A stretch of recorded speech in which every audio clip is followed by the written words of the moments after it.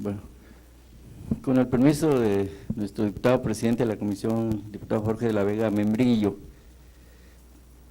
a nombre de la Comisión de Educación y Servicios Educativos de la Cámara Federal, quiero reiterarle la más cordial de las bienvenidas al maestro Juan Díaz de la Torre, presidente nacional del CENTE, y a los miembros de la dirigencia nacional del CENTE.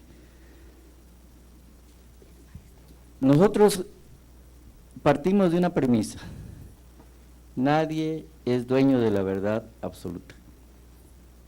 Y en este proceso de consulta de la reforma al artículo 3º y 73 de la Constitución, la Comisión de Educación se ha dado la tarea de realizar foros en diferentes partes de los estados de la República.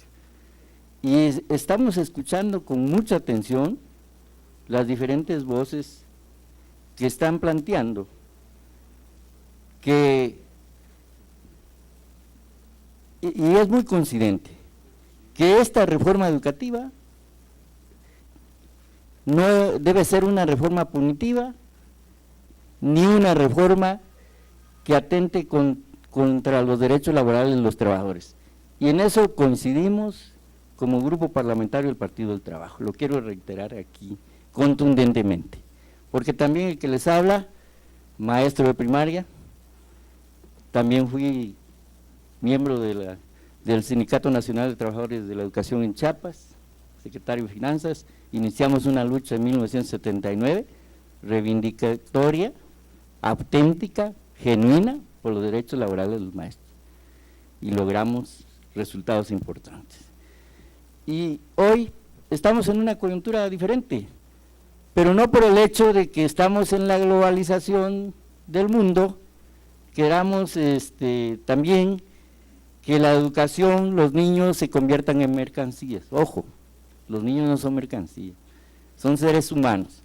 Y por eso nosotros también estamos planteando que en la reforma educativa está quedando al margen un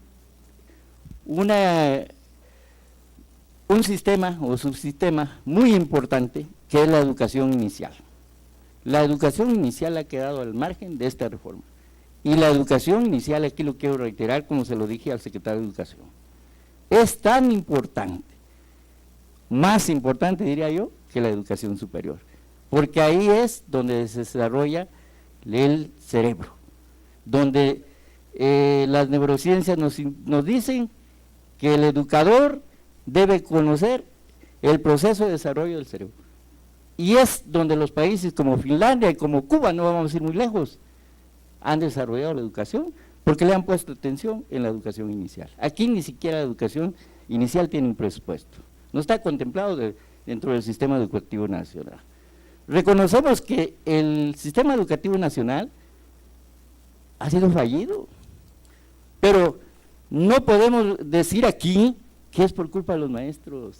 Yo creo que eso es totalmente, está fuera de contexto, porque los maestros siempre han jugado un papel importante, y esta reforma no se va a aterrizar adecuadamente si no se hace con el consenso de los maestros, porque los principales actores o agentes educativos en el proceso educativo, válgase la redundancia, son los maestros, teniendo como centro a los niños, a los alumnos. Pero alguien decía aquí en un foro que tenemos la infraestructura educativa del siglo XIX, maestros del siglo XX, y en el siglo XXI los alumnos nos están ganando. Entonces, en ese sentido, pues, tomando esas consideraciones, aquí mismo reconocía Gilberto Guevara Niebla que se le está poniendo mucho énfasis que con el Instituto Nacional de Evaluación va a ser la panacea para mejorar la calidad de la educación, y no es cierto. El mismo Gilberto Guevara Niebla decía que no quieran convertir al Instituto Nacional de Evaluación de la Educación en una supersecretaría de Educación. Él mismo lo reconocía. Sí, que se fortalezca su autonomía es importante, que los poderes fácticos queden fuera, porque ellos ven sus intereses, pero no ven los intereses del pueblo mexicano. Y nosotros sí creo que estamos porque en verdad nadie está aquí en contra de que se eleve la calidad de la educación, pero reconociendo el proceso histórico de nuestro país, reconociendo sus raíces históricas de este país. No podemos emular a otros países con diferentes historias, y este país tiene una rica historia, desde la historia prehispánica hasta nuestros tiempos. Entonces, ¿por qué emular algo que ocurre en los países súper desarrollados cuando las condiciones son totalmente diferentes? Por eso nosotros dijimos aquí que la evaluación no debe ser estandarizada, y ya se dijo aquí, por la multiculturalidad, por la pluriculturalidad de nuestro país, y eso tampoco, yo quiero aquí también reiterarlo, no debe ser un pretexto para que no le entremos a la reforma.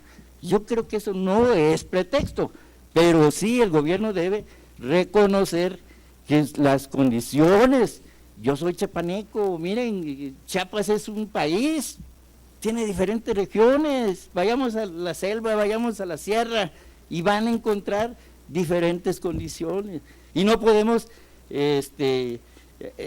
establecer pues, homogenizar, estandarizar la evaluación, y que la evaluación, como bien lo decía Gilberto Guevara Niebla, decía, no va a ser un proceso, instrumentos que coadyuven para que tengamos éxito, resultados positivos. Yo creo que es importante que saquemos a México del rezago educativo, y ahí coincidimos, y creo que la propuesta que viene a ser el CENTE, coincide. El martes hablamos con la sección 22 de Oaxaca, y no está alejada de lo, ¿qué es lo que propone la CENTE? Que se respeten los derechos laborales de los trabajadores, y yo creo que ahí también coincidimos todos, y coinciden ustedes. Entonces yo creo que esta reforma, y yo creo que ya va habiendo avances en la medida que se van haciendo estos foros, el gobierno se está sensibilizando, y yo pienso así, que va a reconocer que en las leyes reglamentarias vayan, y sobre todo en la Ley General de Educación, vayan inmersas las diferentes propuestas que no lesionen los derechos de los trabajadores, y con los maestros vamos a sacar adelante esta reforma. Muchas gracias. Gracias, diputado.